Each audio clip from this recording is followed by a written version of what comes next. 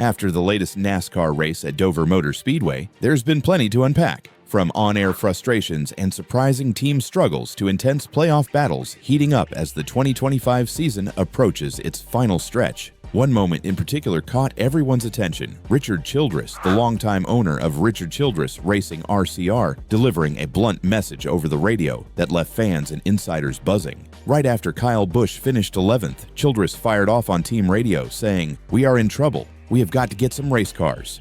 Period. It was short, sharp, and made one thing very clear. RCR is facing serious challenges. But what exactly is going on behind the scenes at RCR, and how dire is the situation? Let's break down the story. First, let's look at the Dover race itself. The event was dominated once again by the powerhouse teams of Joe Gibbs Racing (JGR) and Hendrick Motorsports (HMS). Between those two juggernauts, they controlled nearly every lap and swept the top 6 finishing positions. This was no fluke.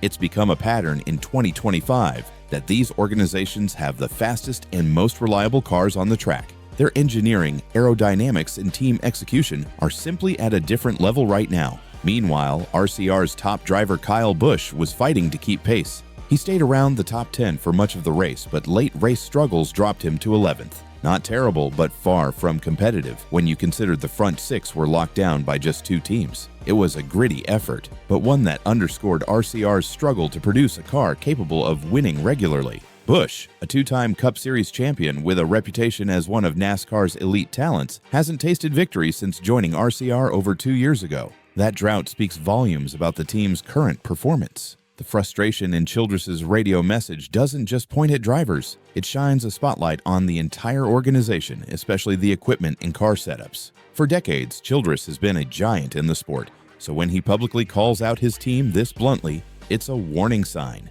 Experts and fellow drivers suggest Childress isn't just upset at Busch or Austin Dillon, his other Cup driver, but wants everyone from engineers and mechanics to strategists to step up their game.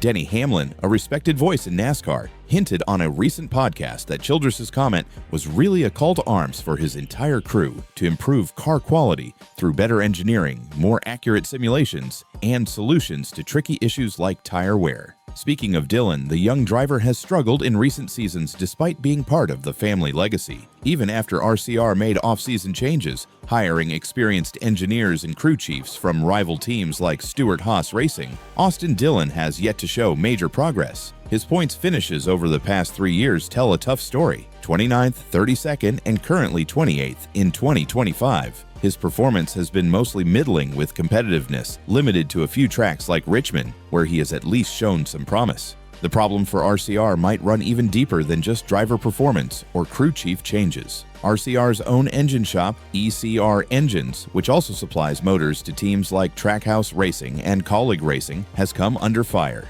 AJ Allmendinger from Kaulig has publicly criticized ECR Engines after suffering multiple blown motors this year. Trackhouse drivers have complained about lack of speed as well. When several teams using the same engines face similar problems, it points toward fundamental issues with engine power or reliability. And in today's NASCAR, horsepower and durability are essential. No matter how talented your driver or how sharp your pit crew, without a solid engine, you simply can't keep up with the big teams like Hendrick or JGR. Let's also touch on the playoff picture, which is getting intense with just 5 races left before the regular season concludes. So far, 21 of the 26 races have wrapped up, and only 16 drivers will make it into the playoffs. 12 drivers have already punched their ticket by winning races this year, leaving only 4 open spots up for grabs based on points or surprise winners. The battle for those last positions is tight. Drivers are fighting hard for every stage point and every position on the track. Tyler Reddick is currently sitting in a solid spot, 156 points above the playoff cut line. Although he hasn't won a race in 2025 yet, a surprise given he made the championship 4 last year, his consistency has him relatively safe, unless an unusual number of new winners shake up the standings. Alex Bowman, the lone Hendrick Motorsports driver still outside the playoffs, is showing strong form with several top 5 finishes in recent races,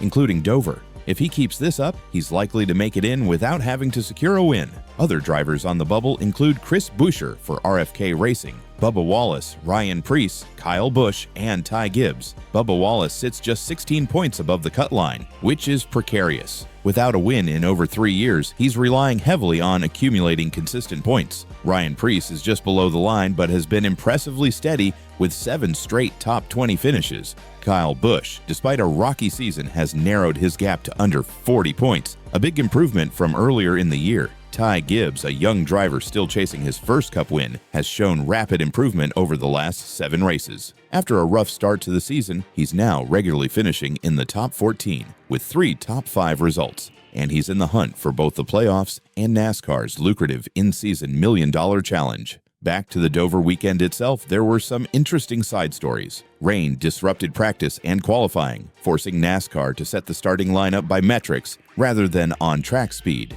This made the race unpredictable and posed challenges for drivers like Shane Van Gisbergen, who was making his debut on the Dover Oval without any practice laps. Early in the race, Van Gisbergen reported a punctured right front tire, putting him at a disadvantage and forcing an early pit stop. Despite this, he kept fighting from the back of the field.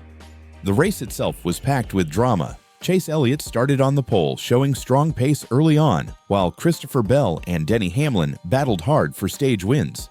Hamlin, who shocked many with a cryptic comment about an ongoing lawsuit involving his Front Row Motorsports team, ultimately secured his 4th win of the season after a thrilling double overtime finish. The closing laps saw multiple crashes and strategic caution flags, compounded by returning rain that caused a lengthy red flag.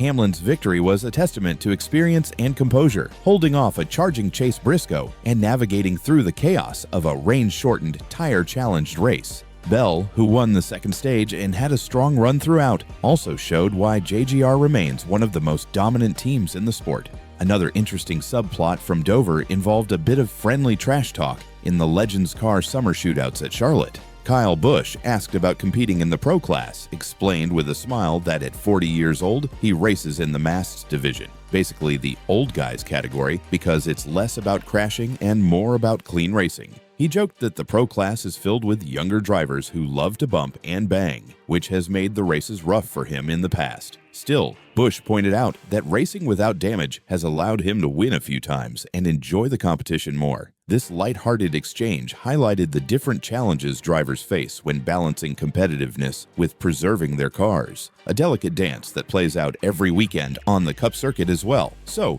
where does all this leave RCR? The blunt radio message from Richard Childress was more than just a vent. It was a call for change and urgency. With Kyle Busch's contract option coming up next year and no guaranteed long-term future, the team faces pressure to improve quickly or risk losing one of its biggest stars. The struggles on the track are reflected in the pit box and engine shop, and without significant upgrades and innovation, it's hard to see RCR closing the gap to JGR and Hendrick anytime soon. Meanwhile, the playoff chase is heating up, promising more drama and intense racing as the field fights for every last spot. Drivers like Ty Dillon and Kyle Busch will be desperate to prove themselves, while rising stars like Connor Zilch, who notched his 4th Xfinity win of the year at Dover at just 18 years old, keep pushing the sport forward. NASCAR remains a team sport through and through, where success depends on hundreds of small details from engine power and aerodynamics to pit crew speed and driver skill.